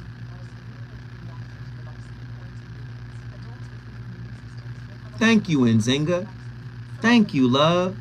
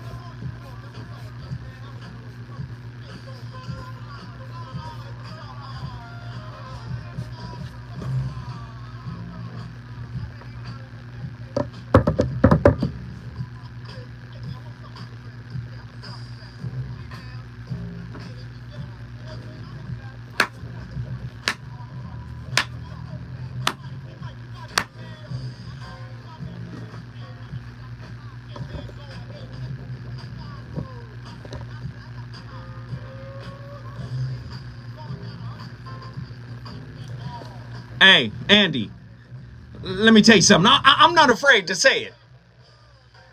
We got the hottest show. Hey, we got the hottest show in the nation. Nobody is doing it like this. We're going to hit you with the music. We're going to hit you with the insight. Come on. Hey, let that sit on your spirit right there. Come on.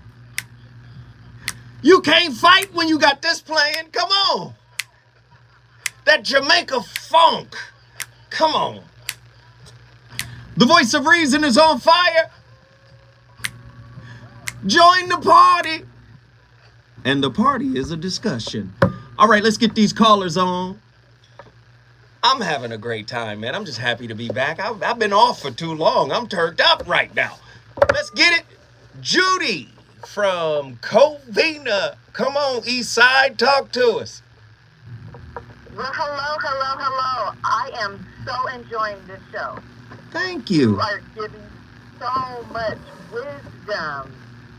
I am so happy to hear your wisdom and then the dialogue with the callers, the young men that have called in. And it's just been wonderful. I'm enjoying it so much. I just wanted to let you know, keep doing it. I'm listening. I'm learning. I'm just enjoying hearing this dialogue. It's fabulous. You're doing a great job. Keep doing it. Thank you, Judy. I appreciate you for calling in. You got a seat at the table anytime you want one. Let's get Cali Soul from Denver, Colorado. Oh my goodness. Hey. Slapping me all upside the head tonight with a wet fish. I'm sorry. I didn't mean to. Let's talk about it. No. It's all good. I think that we have so much pain in our community that we really have to want the healing for ourselves. Last week, my partner, my love, he had to check me, and he did it so eloquently that I had no other choice than to have several seats. It was disarming the way he checked me, and I was grateful for it. I couldn't even finish my point, and it was a very valid point, but I just really had to sit back and process what he was telling me about myself. But I am very serious about my generational assignment. The women in my family have not been able to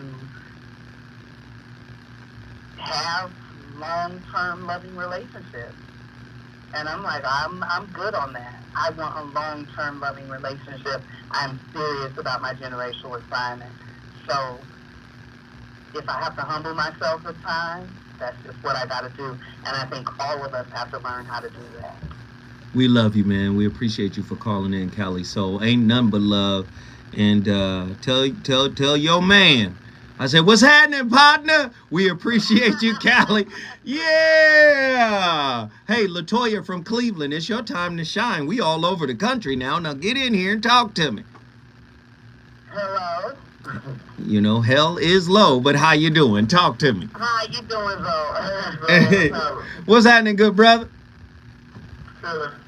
All right, you guys got to make this quick because Yeah, I actually just wanted to make a quick, I just wanted to add a little something to the conversation about the topic about, you know, de-escalating conflict, because me and my husband, we've been together since we were 19 and he was 21, so we dealt with a lot of that. Mm-hmm. And one thing I know about myself is I'm a passive-aggressive, I have that type of personality style, so I will sit back for years and let things slide, and then one day, I'll be like, you know what, it ain't slide no more. Right. Pop, That's pop, one pop. thing I know about myself that I wanted to work on. Mm-hmm.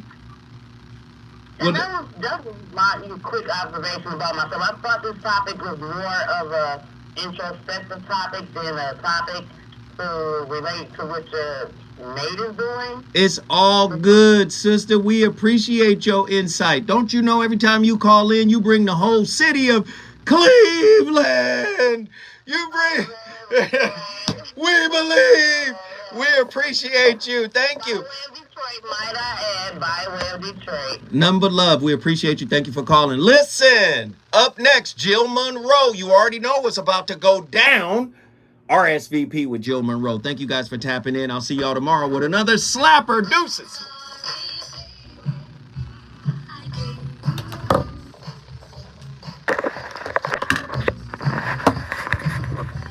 Great show tonight, guys. Appreciate all of y'all. Thank y'all. Thank you. Thank you. Thank you. Thank you. Thank you.